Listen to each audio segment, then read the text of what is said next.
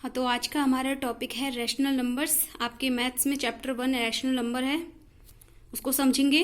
उसके लिए पहले कुछ बेसिक चीज़ें समझेंगे कि हमारा नंबर सिस्टम होता क्या है। ये एक नंबर लाइन दिख रही है आपको। इस नंबर लाइन में हमारे सेंटर में होता है जीरो। जीरो के राइट साइड में हमारे सारे पॉजिटिव नंबर्स होते हैं और लेफ्ट साइड में होते हैं हमारे नेगेटिव। ये जो हमारे पॉजिटिव नंबर्स हैं जीरो के राइट साइड में, इनको हम बोलते हैं नेचुरल नंबर्स। क्या बोलते हैं इन्हें? ये हैं हमारे नेचुरल नंबर्स, ठीक है। और अगर हम इन नेचुरल नंबर्स में इस जीरो को भी इंक्लूड कर लेते हैं तो ये हो जाता है हमारा क्या? Whole numbers. क्या हो जाएंगे? Whole numbers. अब जीरो के हमारे जो लेफ्ट साइड में हैं, ये हैं हमारे नेगेटिव नंबर। इन नेगेटिव नंबर्स को भी जब पॉजिटिव नंबर्स में इंक्लूड कर लिया जाता है तो ये सारे मिलकर के हमारे हो जाते हैं क्या? इंटीजर्स। ये क्या हैं? इंटीजर्स हैं। इसका मतलब पॉजिटिव, हमारे जो नेगेटिव इन्फिनिटी है यहां से positive infinity, negative infinity to positive infinity हमारे क्या हुए? Integers. 0 to infinity whole numbers और 1 टू इन्फिनिटी हमारे हो गए नेचुरल नंबर्स। अब क्या होता है कि इन नंबर्स के बीच में भी कुछ नंबर्स होते हैं जिन्हें हम फ्रैक्शन की फॉर्म में लिखते हैं। उन नंबर्स को हम बोलते हैं रैशनल नंबर। क्या बोलते हैं? Rational number. और रैशनल नंबर हमेशा वो नंबर होते हैं जिन्हें हम फ्रैक्शन की फॉर्म में यानी कि p बाय क्यू की फॉर्म में राइट कर सकते हैं। अब p बाय क्यू की फॉर्म में कैसे?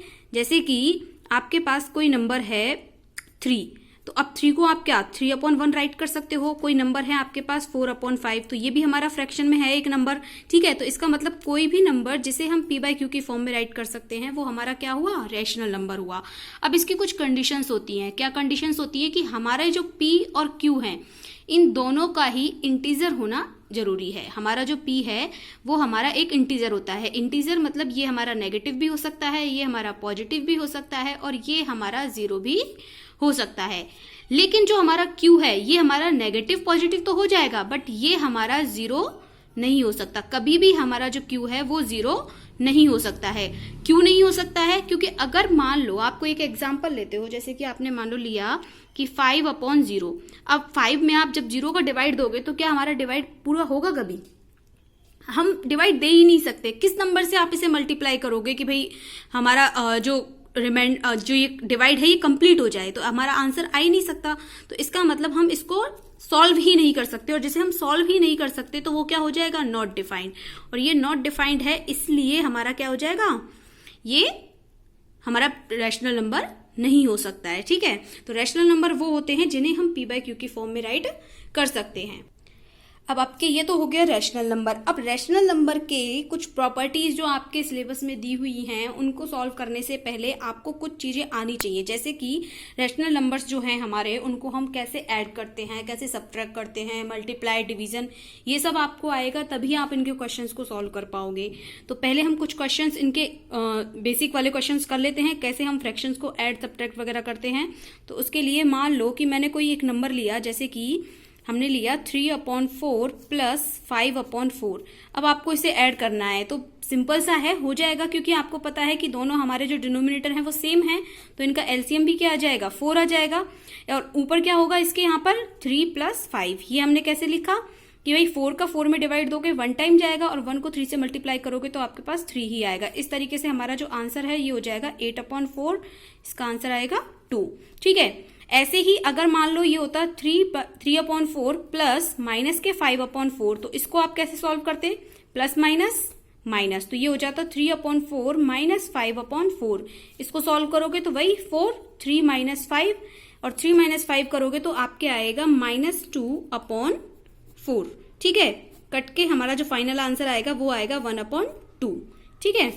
अब ये हमारा एडिशन हो गया, ये सब्ट्रैक्शन हो गया। एक मल्टीप्लाई का भी देख लेते हैं। मान लो कि हमने कोई नंबर लिया 4/5 मल्टीप्लाई 15/16। तो अब इसको कट करना है, मतलब पहले हम इसको रिड्यूस करेंगे सिंपलेस्ट फॉर्म में और उसके बाद हम इसको मल्टीप्लाई कर देंगे। मल्टीप्लाई कैसे करते हैं?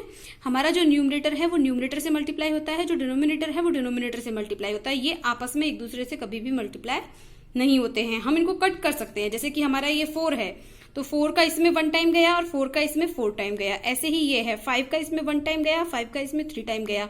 अब हमारा जो फाइनल आंसर आएगा वो क्या आएगा 3/4।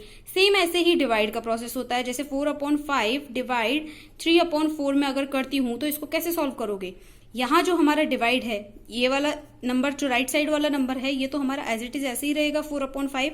डिवाइड को हम कर देंगे मल्टीप्लाई और इसका हम कर देंगे रेसिप्रोकल। रेसिप्रोकल क्या होता है कि डिनोमिनेटर को बना दिया जाएगा न्यूमरेटर और न्यूमरेटर को बना दिया जाएगा डिनोमिनेटर। अब अगर कुछ कट रहा है तो काटो, नहीं तो डायरेक्ट इसका मल्टीप्लाई करके आंसर लिख दो। तो 4 × 4 16 और 5 × 3 15, तो 16/15 हमारा आंसर आ जाएगा। तो इस तरीके से हम इनके एडिशन, सब्ट्रैक्शन, मल्टीप्लिकेशन और डिवीजन करेंगे। अब आज आपको मैं कुछ क्वेश्चंस दे रही हूँ, पहले आप उन क्वेश्चंस को सॉल्व करना, प्रैक्टिस करना, उनके आंसर्स निकालो, उसके बाद हम आगे का देखेंगे। ठीक है, तो आप उसका स्क्रीनशॉट, ये कुछ होमवर्क के क्वेश्चंस हैं, आप इनको स्क्रीनशॉट ले लेना और सॉल्व करके देखना। ठीक है।